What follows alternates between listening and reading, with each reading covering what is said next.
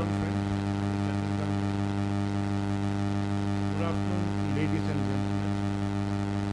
Welcome to this press conference. Today's press conference, among other things, is to give you some highlights of the various initiatives to improve the performance of banking and insurance sectors. We are privileged and honored to have amidst us the Honorable Ministers of Finance, Corporate Affairs and Information and Broadcasting, Shri Arun Jaitley, who will address you on the subject. I extend a warm welcome to you, sir. I also extend a warm welcome to Honorable Minister of State for Finance, Shri and Dr. Hasmukh, Finance Services Secretary, Chief Economic Advisor, Shri Arun Jaitley. Friends, first, the Honorable Finance Minister will make his opening remarks. Thereafter, there will be a brief presentation on the subject. Then the forum is open for questions and answers. I'm sure all of you are familiar with the points of order. Kindly stick to it. And those who would like to ask questions, kindly raise the numbered placards that are in front of you. May I now request The Honorable Finance Minister to make his opening. Thank you very much for all being here. I think this is more about the presentation and the details being given out in the presentation to you, which the Secretary of the Financial Services will make. Some of the facts in the presentation have already come out, and there will be some additional facts which will come out. The real purpose is to collect all these facts so that we can have a clear idea about where we stand as far as the banking system is concerned. And this is really in relation to the public sector banks, which along with the other banking institutions in India play a very important role in the economy of this country. They are the lifeline as far as the economic activity is concerned. In the last few years, I may say, they faced a challenging situation. It was partly on account of the slowdown in some sectors, and their problems could also be related to those sectors itself. The government has been from time to time reviewing the health of these banking institutions. Even though challenging situation did exist, there is no cause for panic at all.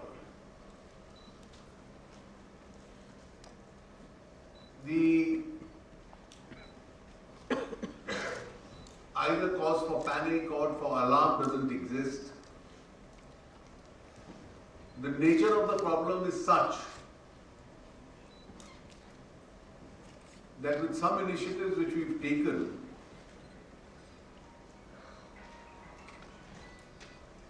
it has partly been fixed and is capable of being fixed.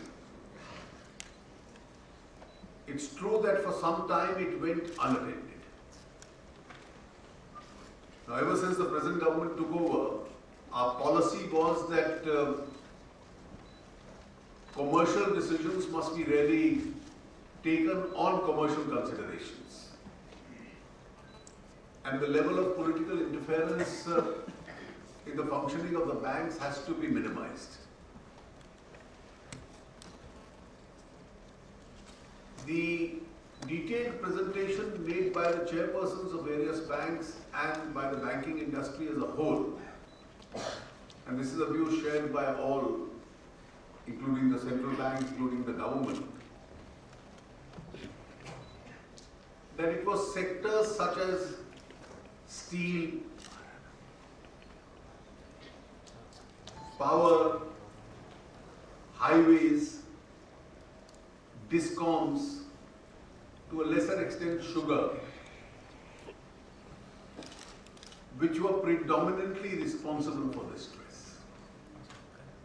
And therefore, to resolve this whole issue and find a solution to this, you need to deal with banks as an institution, you also need to deal with each of these sectors.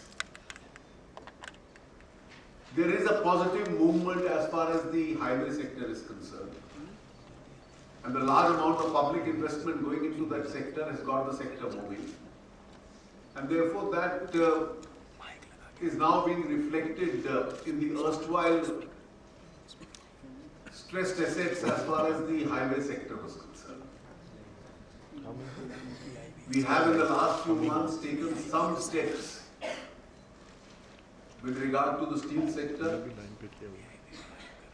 But the problems with regard to the steel sector are really on account of external factors. And therefore the stress, the steps being taken also relate to that.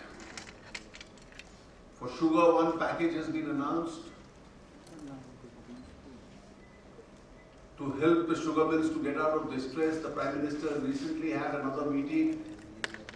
There is still important work in progress as far as that sector is concerned.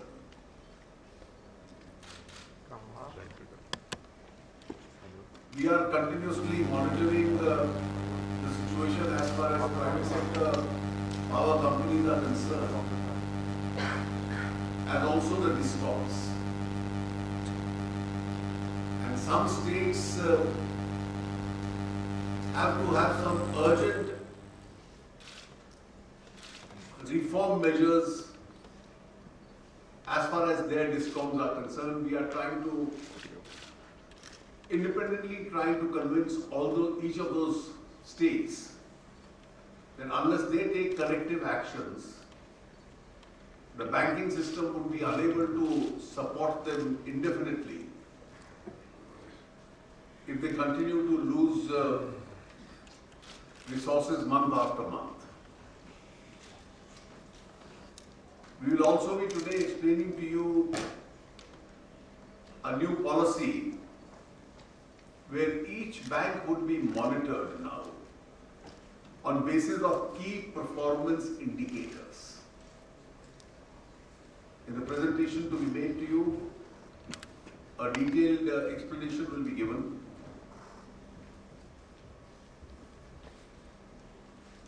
As a first step towards a banking investment company, which will hold all the assets of the banks, the shareholding assets of the governments and the banks, we had proposed a bank board bureau, and its structure is also going to be announced today. Some important announcements with regard to key personnel are also going to be made. And before the Secretary did that, I think my colleague, the Minister of State, Shri Arun Jaitley, who has been actively involved in this whole process, will make a brief comment. Thank you very much, Honorable Finance Minister. And I would like to recognize all my colleagues on the dais as well, friends from the media. As the Honorable Finance Minister has said, we have been working on coming up with a comprehensive framework for the transformation of our public sector banks for several months now. Many announcements have already been made, for example, the capital allocation numbers that were announced in Parliament. Many other announcements are still pending, some of which we'll be making today. But we felt that it was very important at this stage, given how important the public sector banks are to India's financial system. Effectively, they're the core of India's financial system, represent 70% of the assets in our banking system. They are the dominant financiers for the building out of our infrastructure, and they have played such an outstanding role as far as financial inclusion is concerned, particularly with respect to the Jan Dhan Yojana, that it was very important for us to be able to put the resources and the support in the hands plans of these public sector banks so that they are competitively positioned and they are ready for the future. So we have been, as a result of that, participating in a very thorough and consultative process for the last 6 months, even longer in fact, since we started this ahead of Gyan Sangam. Gyan Sangam, of course, as you might remember, in Pune was in January. And thereafter, we have, of course, worked in detail with each of the banks. We've reviewed their strategies, their capital requirement plans. We've consulted with a wide set of stakeholders, including experts from the equity markets, management consultants, economists, and we have, of course, spent a lot of time doing the analysis and trying to understand what is the best way to put together this comprehensive framework. As the Honorable Finance Minister just said, a number of elements associated with this comprehensive framework have already been placed in the public domain. But what we wanted to do today was to actually assemble all of them in one package so that you can see how all the different policy levels that we're working with are put together. And that, I think, is quite comprehensive and also should reassure everyone in terms of how robust and effective this approach is going to be. The other very important aspect of the plan that we put together is that it is a bottoms-up transformation process. By making sure that our banks have world-class governance and the operating autonomy that the Honorable Finance Minister spoke about, we think that we are going to initiate a bottoms-up transformation process that will be led and driven by the banks and their boards themselves. So this is not something where the government is dictating from a top-down perspective what the bank should do. This is with the banks operating in their own commercial logic, applying principles of strategic logic and strategic positioning to figure out how they themselves can prepare themselves for the future. So that is what we've attempted to do with this plan. What we believe is the case is that this represents collectively perhaps the most comprehensive set of changes that have been undertaken for these public sector banks since they were nationalized in 1969-1970. So we think that this is a very, very important step forward for our public sector banks, and we trust as a result of that they are going to be very well positioned for the future. Thank you. Thank you, sir. Now I request the Secretary to make a presentation. Thank you, sir. Honorable Finance Minister, Honorable Minister of State, my colleagues, and the media people. Sir, the comprehensive transformation framework which we are going to present today has got 7 elements. Unfortunately, it all starts with A, B, C, D, E, F, G. So we have tried to put it in 7 steps like that: A, B, C, D, E. A stands for appointments, B stands for bank board bureaus, C for capitalization, D for distressing the entire gamut of activity with respect to the state assets of public sector banks. E stands for empowerment, what have we done to empower our banks or what we are going to do to empower them. And framework of accountability, which Honorable Finance Minister talked about, the new system of making them accountable for certain key performance indicators. And finally, of course, the remaining governance reforms about which we will be talking.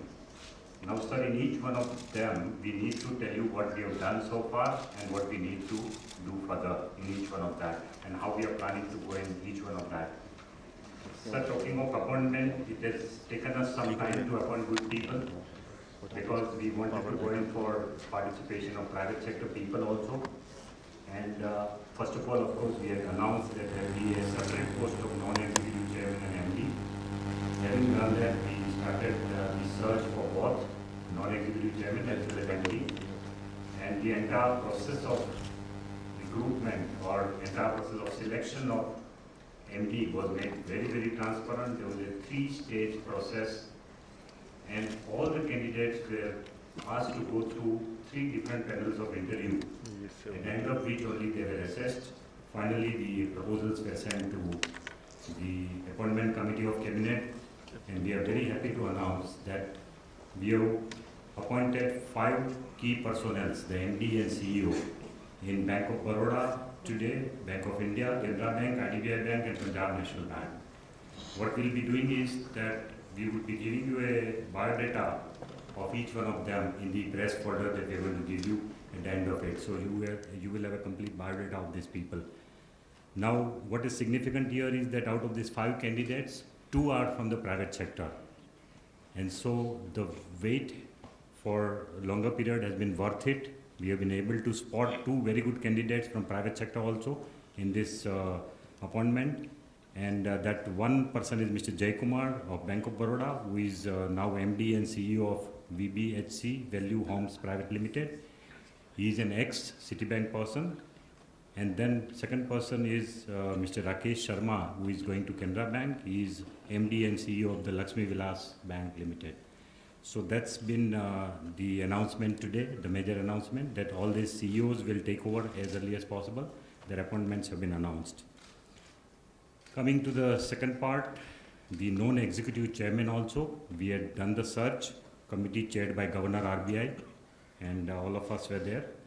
Finally, we have been able to at least announce the first 5 names of people who are being made the non-executive chairman on the board of Bank of Baroda, Bank of India, Canara Bank, Vijaya Bank and Indian Bank. Now these are the non-executive chairmen. They will function as non-official director also, and they will chair the board meeting of all these public sector banks. And these are also very eminent people. We have given you the biodata of all these people in your press briefs, so I won't elaborate upon it. For example, in Bank of Baroda, we have put Mr. Ravi Venkatesan. He is an independent director on the board of Infosys and a very renowned name. I'm told he is just 51-year-old, but a very eminent person in his own right, and rest of the people also are mentioned here. So now what remains to be done? Let me also tell you that there are some vacancies as non-official directors, some vacancies of non-official directors on the boards of banks, and we would be filling them up in the next 3 months. It's a targeted, it is a target we have fixed for ourselves. Then there are 6 other non-executive chairmen which are to be filled up. That also we would be doing in the next 3 months. But at least we have made a beginning. When we announced that there will be a separate chairman and MD, there were a lot of apprehensions as to whether government is going to put IAS officers only there, or whether government is going to put political people there. But the first set of announcement which we are making today makes it very, very clear that we are looking for professionals only to be the non-executive chairman of banks, public sector banks. Coming to the Bank Board Bureau, we have finally been able to freeze the constitution of the Bank Board Bureau. This was one of the items announced in the budget by Honorable Finance Minister. And the structure will be that there will be a chairman who will be either a retired banker or a retired regulator or a business person or an administrator with knowledge of financial sector. He could be from any sector. There will be 6 other members apart from chairman. 3 will be from the government and 3 will be private professionals. Among the 3 government nominees, 1 will be Secretary DFS, 1 will be Deputy Governor of Reserve Bank of India as nominated by Governor, and 1 will be Secretary of Department of Public Sector Enterprise. Out of the 3 remaining experts, 2 will be the banking experts and 1 will be expert in any other field. He could be a management expert or a legal expert or any other expert. And the selection of the members of the Bank Board Bureau would be done by a committee again chaired by Governor RBI, and as per the SEC procedure, they would be selected. We hope to now select the members of the BBB and the chairman also, and the entire process would be finished well in time before 1st of April 2016, because that is when we want the Bank Board Bureau to start functioning. What will be the functions of Bank Board Bureau? Primarily, it will have 2 functions. One is the BBB will replace the existing appointments board, which functions as a search committee for full-time managing directors and full-time directors of public sector bank. And it also will be functioning as a search committee for the non-executive chairman of public sector bank. Apart from that, the Bank Board Bureau will be like a link between the government and the banks. And the Bureau will be constantly engaging themselves with the chairman and managing director of various boards to evolve the various strategies for them. and to sort of have consultation with various banks as to how they could evolve their strategies and work together. So that will be the second function of Bank Board Bureau, advisory services on strategies of banks. So one is the appointment function, the search committee function, the Bank Board Bureau will do, and the second will be the advisory services. Next, coming to the capitalization, we already announced earlier as Honorable Finance Minister had kindly agreed to give a larger sum in the supplementary demand. Apart from 8,000 crore approximately which we had in the budget this year, 12,000 crore has already been provided in the first supplementary. 5,000 crore Honorable FM has agreed to provide in the next supplementary. So this year we will be giving 25,000 crore of capital to banks.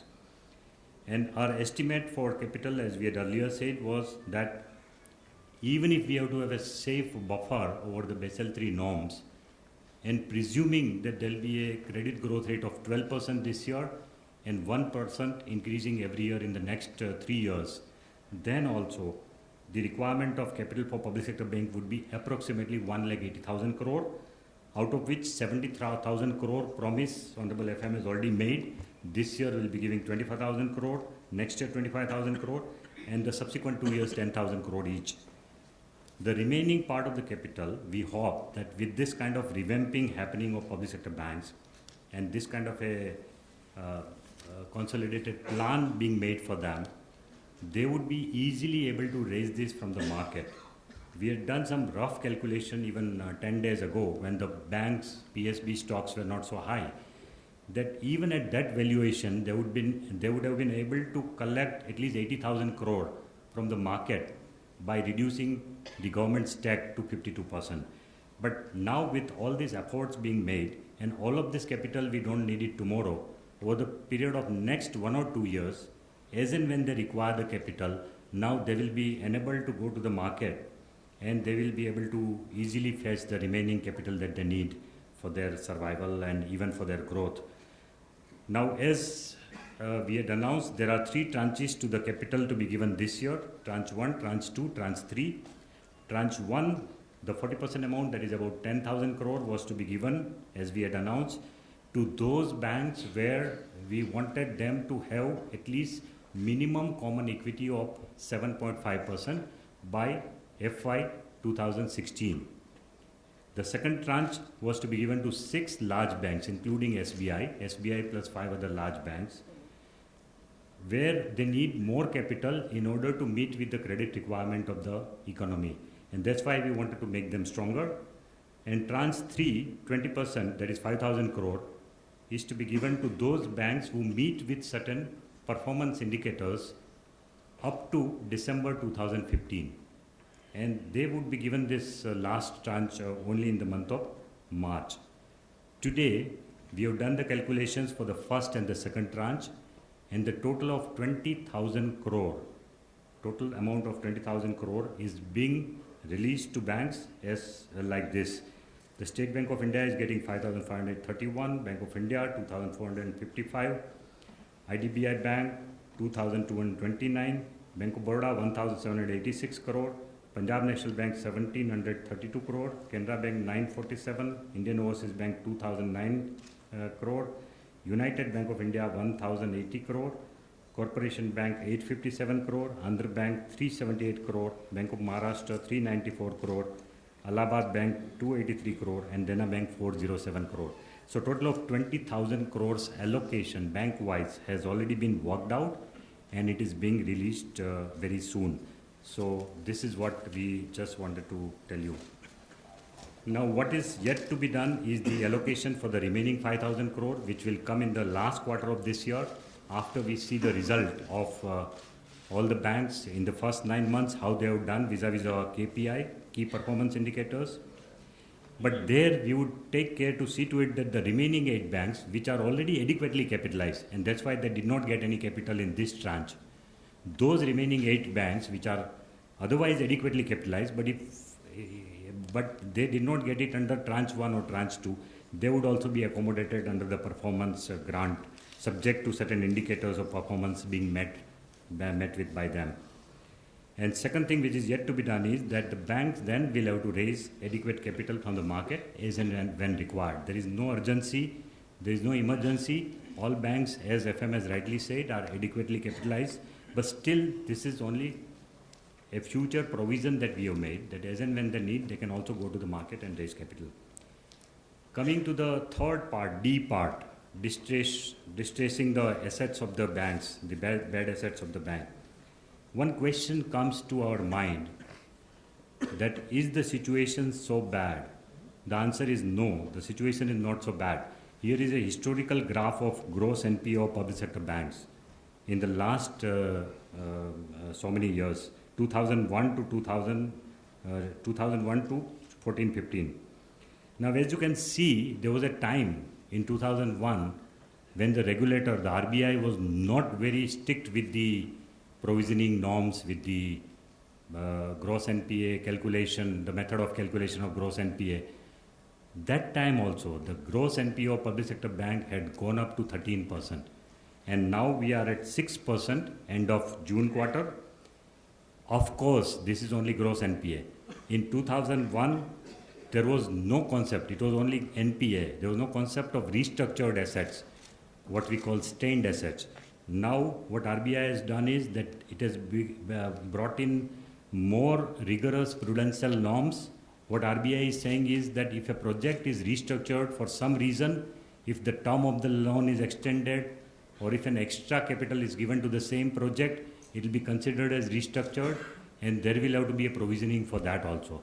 Now, that restructured block of assets is about 8% now in case of public sector bank. So we have today the total stressed assets, what we call is 8% of standard restructured assets, as we call them, and 6% of gross NPA, so total of about 14%. Now, we have to just keep it in mind, but all the restructured assets are not gross NPA. Please remember, they have been restructured because of certain historical legacy factors such as delay in land acquisition, not getting fuel because of cancellation of coal mines, or for whatever reasons. They have been given the extension of time, and that's why they are called restructured. So we don't need to worry too much about that. Coming to what we have done so far about the stressed assets, Honorable Finance Minister, after the meeting of the MDs of the public sector banks recently, on June 12th, in a media interaction, he had told us that we would be setting up a cell in the Department of Financial Services to spatially monitor each and every project which is stressed. We have done it as per his instruction, and a lot of review meetings have taken place on sectors as well as on individual projects. There have been meetings at the level of Principal Secretary to Prime Minister. There have been meetings at the level of Honorable Finance Minister. There have been meetings at the level of Honorable Power Minister, and a lot of other meetings have taken place at my level also. And we have been able to pinpoint what are the pain points of all these stress projects and what each ministry needs to do in respect of helping them, and what the promoters have to do, what the banks have to do, and what does the regulator need to also do. So we have sort of pinpointed those specific measures, and we have written to the concerned ministries, and we are following it up with that. And some of the actions which you have seen recently have come out of this kind of measures. Now, what is proposed in the next slide is that we would be continuously monitoring these projects. The ministry will also take whatever policy actions are required to be taken in respect of that particular sector. We are also starting a process of dialogue with DISCOMs, and Minister of Power, Mr. Piyush Goyal, has held 2 meetings on DISCOM, one with Rajasthan Chief Minister, one with Haryana Chief Minister. And we have been able to get some idea on how we can sort out the problem of DISCOM. And incidentally, I may tell you that all this DISCOM problem or those are not actually NPAs. These are all standard assets, but they can be converted into NPA if we do not take a real-time action on it. But otherwise, as of now, they are standard assets. As far as gross NPA is concerned, if I may tell you, the total gross NPA of infrastructure sector or public sector bank as of now is 32,000 crore only. but the remaining are standard restructured assets.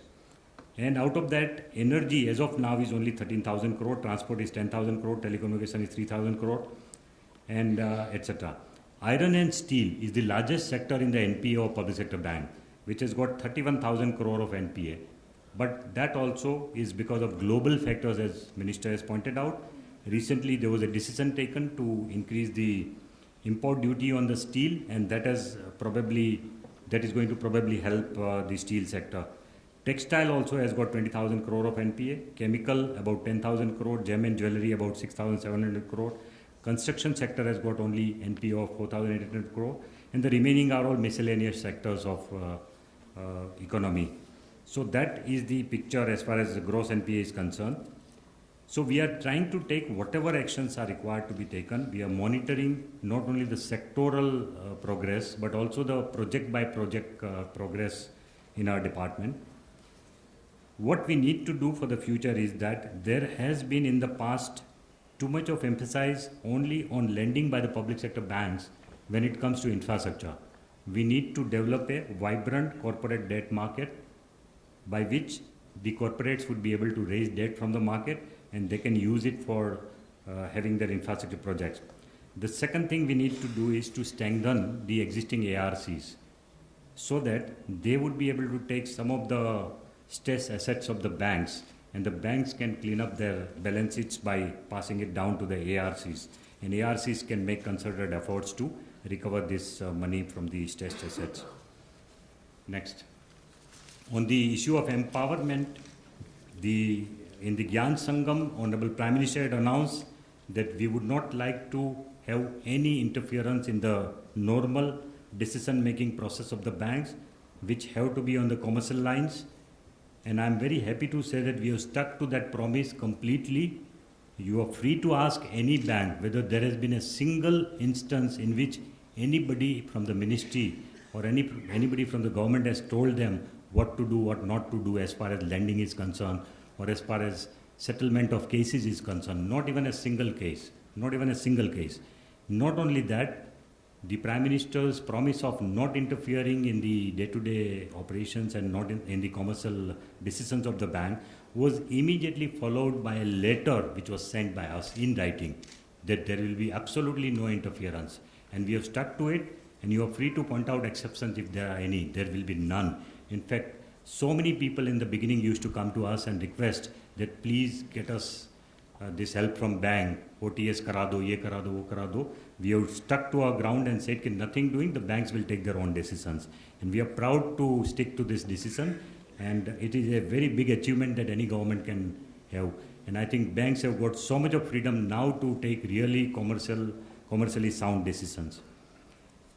Simultaneously, we have told the banks that that does not mean, not interfering does not mean that the customers are moving from pillar to post.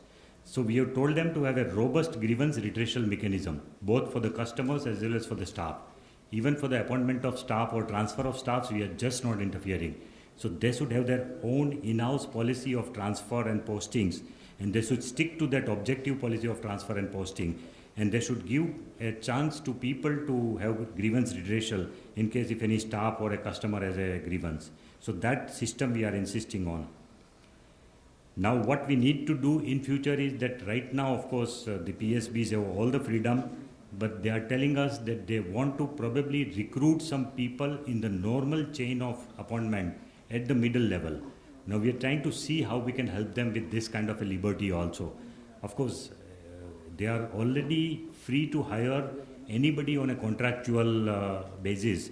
But if they want to recruit people in the regular scale, in the middle level, that is something which we are working out. And in the future, we would like to also give them that kind of an empowerment. Coming to the framework of accountability, what we have done is earlier there was a system of statement of intent, which was made by every bank. It was given to the government. There was a negotiation between the government and the bank. And ultimately, the whole thing took about 6 to 12 months to approve. And it used to be approved only toward the end of the year, when the year was almost over. So it had not much meaning. So what we have done is we have now formulated, after consultation with banks and IBA, a new set of key performance indicators, which will not be necessary for us, in which case it will not be necessary for us to have it bank wise. These are general KPIs in which we will be rewarding the incremental improvement done in that particular criteria vis-a-vis the previous year. So for example, this entire KPI will be divided into 4 sections. First of all, there will be 80-20, 80 marks for quantitative performance and 20 marks for qualitative performance. In the 80 marks, there are 4 sections. 25 marks each will be given for efficiency of capital use as well as for growth and diversification of business. 25 marks each. And some of the sub-criteria of efficiency of capital use would be return on assets, return on equity, net interest margin, cost as percentage of total income, etc. And similarly, in growth processes, the criteria 25% will consist of fee-based income as percentage of total income, increase in retail credit, increase in number of transactions through alternate channels such as mobile banking, and then improvement in share of the saving banks deposits. All these are in the growth category. Then in the NPA management, we are having 15 marks, which will be given based on the improvement in the impaired assets percentage and based on the cash recovery out of the gross NPA. In the financial inclusion, 15 marks would be given, and which will be given based on their performance in various social sector schemes and the PMJDY that we have announced. So total of 80 marks for quantitative performance and total of 20 marks for the qualitative performance, which will include improvement in external credit rating, strategic initiative taken to improve the asset quality, efforts made to conserve the capital, and the HR initiative taken in terms of skill development and talent management. Now, those are the 20 marks which will be given by a committee. It will be a subjective assessment. It will be given by a committee headed by Secretary DFS. So this is a performance card, just a one-page performance card KPI, which we are giving to you in your press kit. So you would be able to see what will be the key performance indicators for banks. Coming to the next, governance reforms. What we have already done is that we have started the very innovative process of having an open dialogue with all the banks through the Gyan Sangam process, which was done in January. The next Gyan Sangam is also going to be held on 14 to 16 January in 2016. The dates are already decided, and we are going to have it in a very, very innovative way. So the banks are already preparing for it. Then we are also constantly engaging with the banks through review meetings. Honorable FM himself takes the quarterly review meeting with banks. We also had separate strategy presentation in which MOS and myself, both of us sat through the strategy presentation of 22 banks in various headquarters. We went to Bombay and South also, we went to various places. Then we have also been removing the barriers of common service for all the banks. The banks have been brought together to have commonality of interest and to find out how they can benefit from each other by sort of sharing of resources and by sharing of best practices, etc. So that is also one of the good governance practice we have started. And then finally, of course, we have empowered the banks, boards of the banks. All decisions, all major decisions are taken by the boards of the banks, and that is the one. Now, among the things to come is that the key performance indicators which are there, we would like to link it to some kind of an incentive. Earlier also there was this element of performance-linked bonus. That performance-linked bonus was given to MD only up to rupees 8 lakh per annum. This time we want to, after we have announced our KPI, new KPI framework, we would like to make it more generous, the performance-linked incentive for the bank management. And also, if possible, we would like to link it to the employee stock option, ESOP option also we are considering for the top management of public sector banks. And finally, of course, the governance reform, the major thing will come when we actually have a bank holding company, which will be the next step. Right now, Honorable FM had said that we are starting with Bank Board Bureau. We will get used to this, entity which is working as a link between the government and the bank. So the government is not directly dealing with the banks. There is an entity in between which is there. But after that, we would like to go in for a bank holding company, in which the entire stake of government holding in public sector bank could be transferred to that new entity, and that new entity can then raise some money from the market and give capital, more capital to the banks as and when required. And that bank holding company can also probably supervise some of the functions which is right now being supervised by the government. So those are the things that we plan to do in future. I thought I've covered almost all the subjects. So it is a 7-point agenda for us. After a lot of wait, of course, appointments have been announced and a lot of other things which were awaited. We are very happy to announce them today. Thank you very much. I think Honorable FM would like to take some questions. Yeah. Thank you, sir.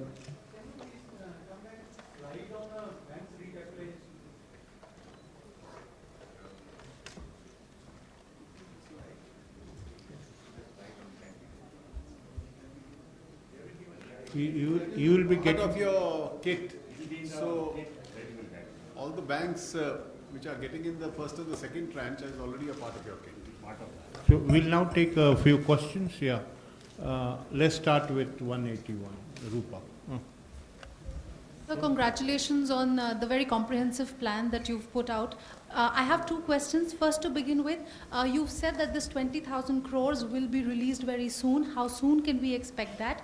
That is my first question. The second question is on your last slide, you've said that you will also announce strategic initiatives such as consolidation. How soon can we hear, and what are the kind of banks where you're looking at consolidation?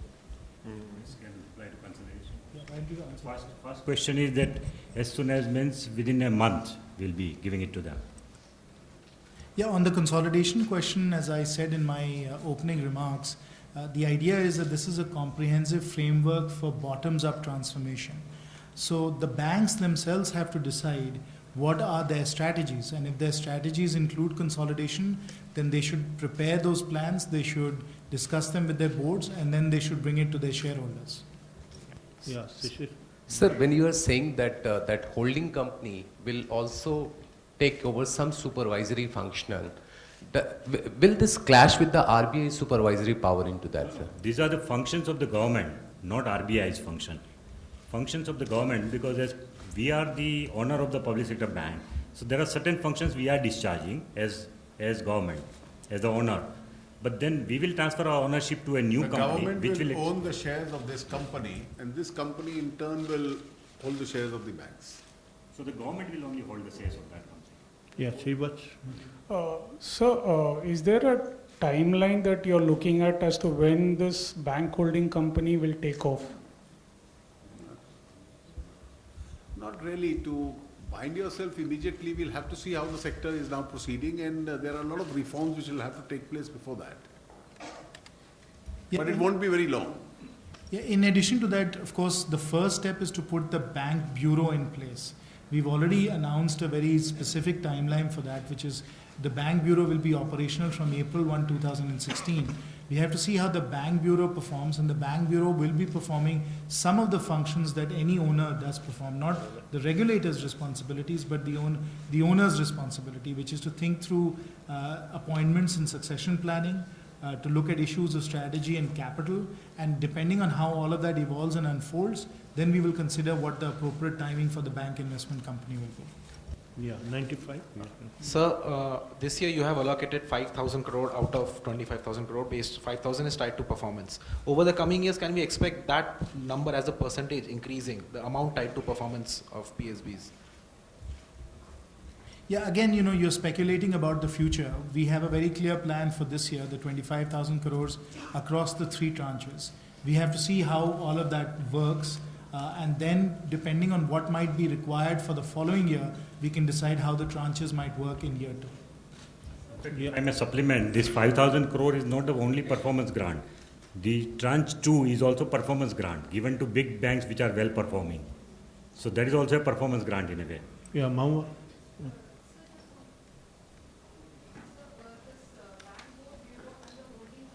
Speak into the mic, please. Yeah.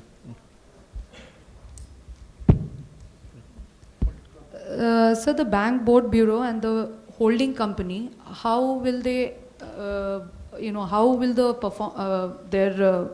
how will they work? How are they going to be different from each other? Won't it clash with each other? You see, the bureau is the interim arrangement till the holding company comes into existence, because some of these functions will then get subsumed. Yeah. Sir, Sapna here. Sapna. Yes, thank you. So 2-3 questions, in fact, clubbed together. So the holding company thing that has been announced today, this has been under works for some time now. So can we expect this, some kind of a shape into this in, say, FY17? Will it also need a lot of amendments in other acts, like, the Banking Act and so on and so forth? Second, sir, in terms of consolidation, do we have any kind of a framework so far, or again, that is something we can expect sometime later in the next financial year? And third, sir, when you're talking of all these things, are the public sector banks completely on board in terms of, talent coming in from outside? Adya sir has indicated that even at the middle level, the government is open to, kind of bringing in talent. So, these 3 questions. And also, fourth one, sir, divestment. You were saying capitalization plan may be linked to divestment of government stake also in PSPs. But it seems in the current financial year, there's nothing on the cards as far as that is concerned, right? Because we have this huge capital infusion coming in from the government.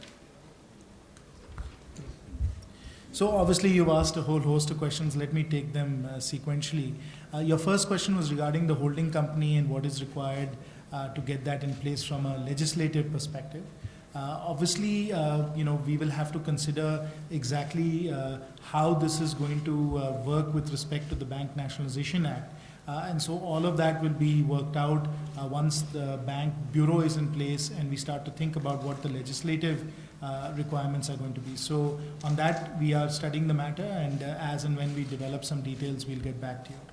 With respect to the consolidation and the timelines and so on, again, as I said, it's a bottoms-up process. The banks have to decide what's in their best interest and how that process might unfold. So let us see what happens there.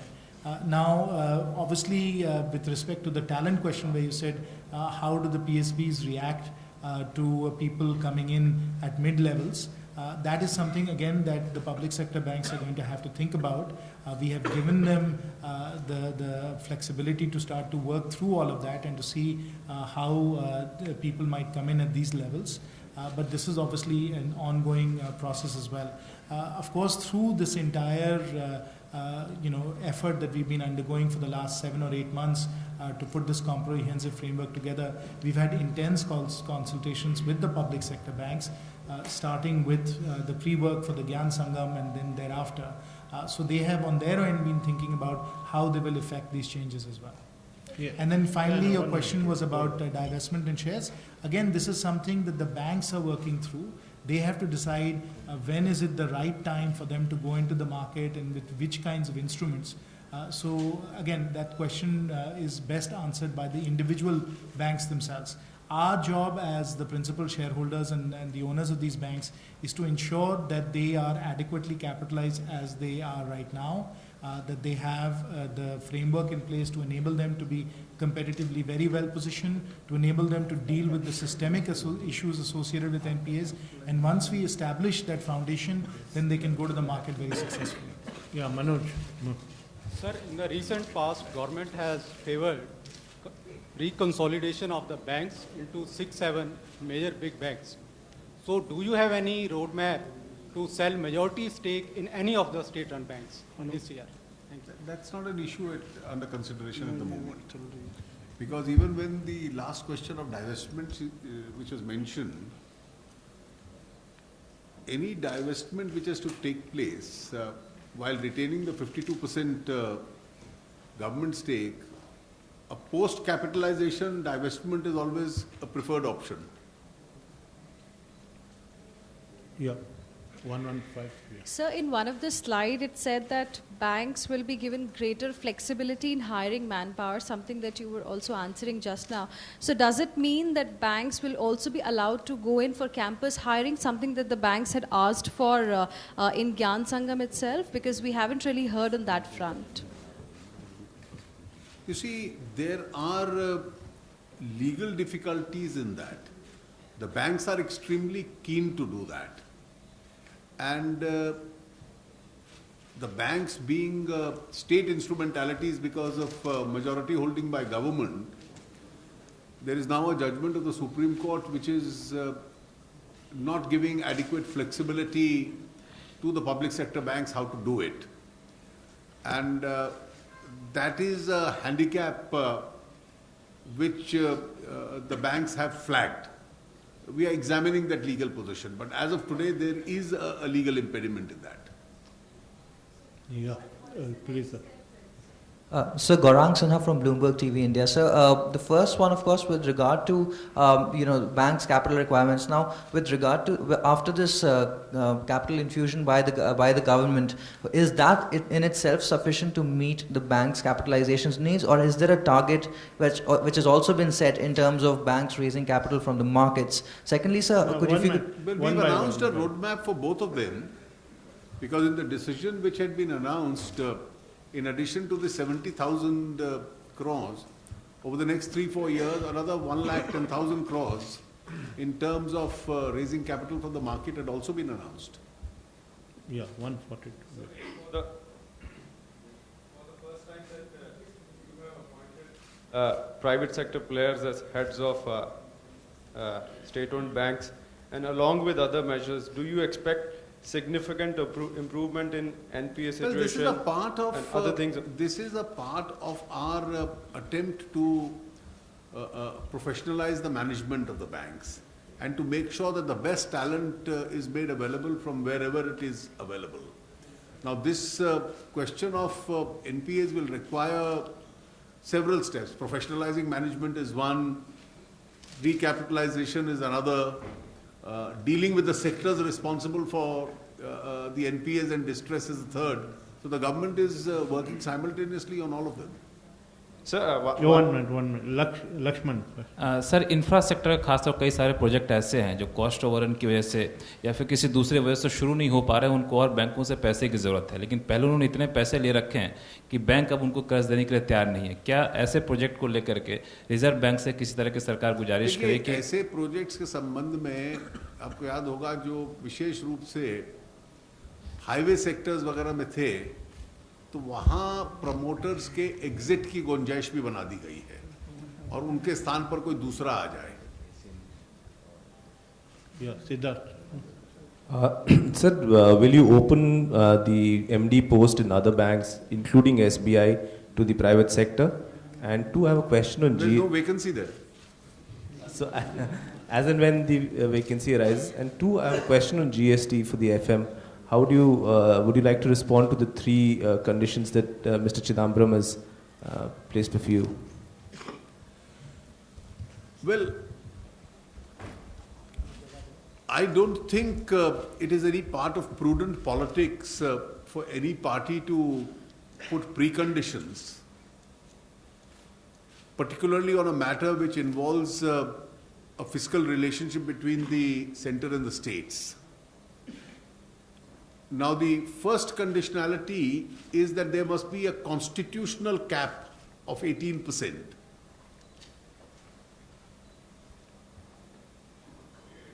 Now, neither Mr. Chidambaram's proposal, as approved by him after the standing committee in 2013, nor the then finance minister's proposal when he introduced the bill in 2011 had any such 18% cap. So that's clearly an afterthought. In any case, fiscal limits need flexibility depending on the economic situation. And every time you have to alter taxes given a given situation, you don't have to amend the constitution for that. Nowhere in the world does it happen. As far as the dispute redressal authority is concerned, the standing committee unanimously recommended that we must not have a dispute redressal mechanism, authority. All Congress party members were privy to that report. Mr. Chidambaram accepted that report in 2013. and then accepted the formula that disputes would be resolved in the GST Council, which is 1/3 center voting powers, 2/3 states, with a 3/4 majority required for any decision. So both these two conditions are contrary to what his own stand as finance minister were. The third condition of 1%, up to 1%, it's not 1%, up to 1% additional tax, was a compromise between the center and the states. And all these three decisions are unanimous decisions of all the states, to which even the Congress party states are privy.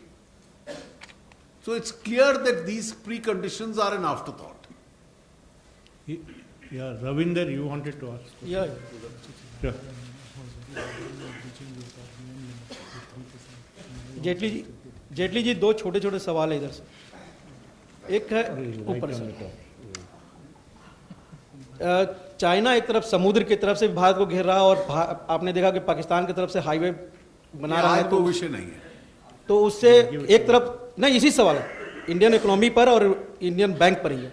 सवाल यह है कि China अपने मुद्रा का जो devaluation किया उसे इंडियन रुपीस का तीसरे दिन लगातार मूल्य गिरते गया.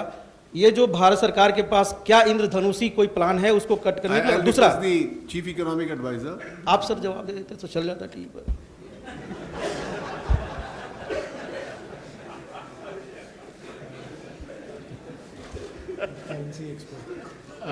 Good one. My Hindi comprehension is, is going to be conveniently bad now. Anyway, so I think the question is that, what is happening in China with respect to the currency has induced some amount of volatility in international foreign exchange markets, and we are feeling some, repercussions from that.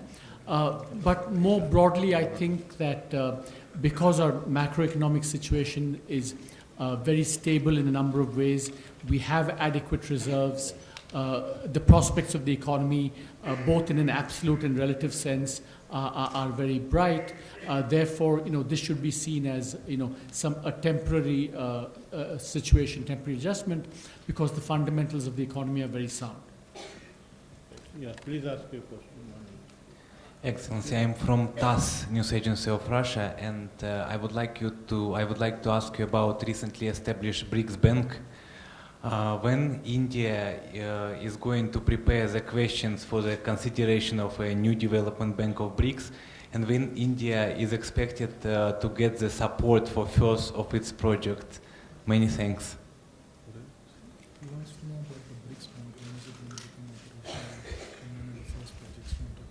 No, I don't know. The BRICS Bank is now already operating, and therefore the bank is operational. It already has an office, it has a staff, it has a president who's taken over almost 2 months ago. So the bank is operational. Now it's for the functioning of the bank to decide which are the projects it's going to support, and I hope that decision will come very soon.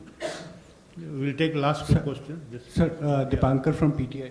As Minister said that as far as consolidation is concerned, it should come from the bank itself. So in that regard, I just wanted to understand, any proposal has come to the government as far as merger is concerned, and there were reports that there is a plan of merger of Bank of Bharatiya Mahila Bank with SBI. What is status on that? Well, there is no decision on that proposal at the moment. And sir, with regard to inflation, would you like to, it has touched a historic low, so would you like to comment on that? Well, that's a very positive sign as far as we are concerned. And obviously, just as it was indicated, along with the other important data which has come out, this speaks of the stability of the economy that we are in. The inflation is under control. The manufacturing figures, IIP figures are quite encouraging. The indirect tax revenue figures are extremely encouraging. Even if you take out the additional revenue measures, which the Chief Economic Advisor explained 2 days ago, you still have a significant growth. Both the timetable and the geographical spread of the monsoon is quite good. And therefore, across the board in various sectors, we expect a significant improvement this year. And of course, this will also have an impact later in the year on the rural purchasing power. So do you The see... Economic Advisor wants to add something. I just one point to add to what the Honorable Finance Minister said. I think the latest inflation numbers like CPI, WPI, along with other data like, for example, the growth in deposits into the banking system, the moderation in gold imports, tend to point towards not just a decline in inflation or a large decline in inflation, but perhaps also a big structural shift in the underlying process of inflation. And that's something that's, I think, very encouraging. Yeah, we will So take if I one could just question from ask, the Deepika, and yeah. this is last Just one. follow up to that. CA said inflation's really coming down. Do you see a strong case for a rate cut now? Is there a justification? I'm sure we all know the relationship. Yeah. Please ask your question. Please.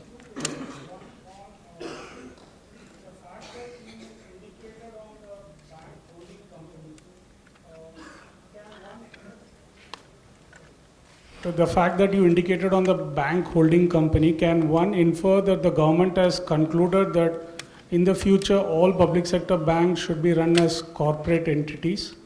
And secondly, from the point of governance, are you looking to change certain policy aspects so that governance could be better at the level of the banks? For example, we find that none of the government nominees ever attend annual general meetings of banks.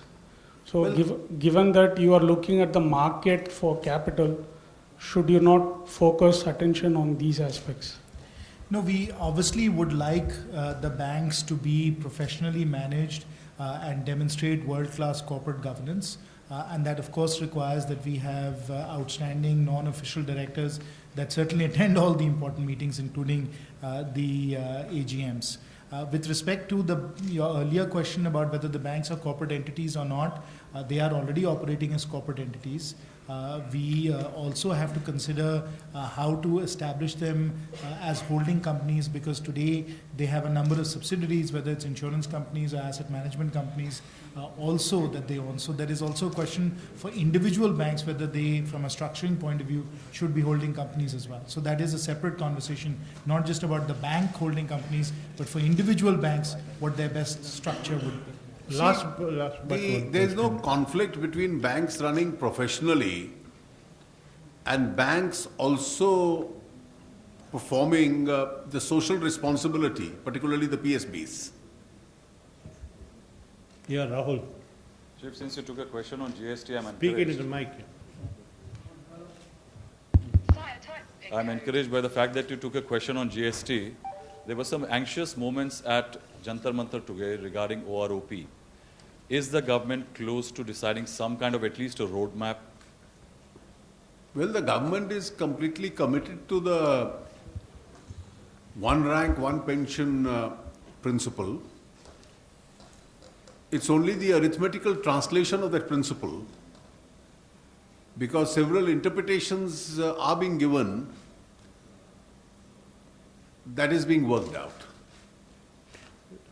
And therefore, with regard to the principle being accepted and implemented, I don't think there is any issue at all.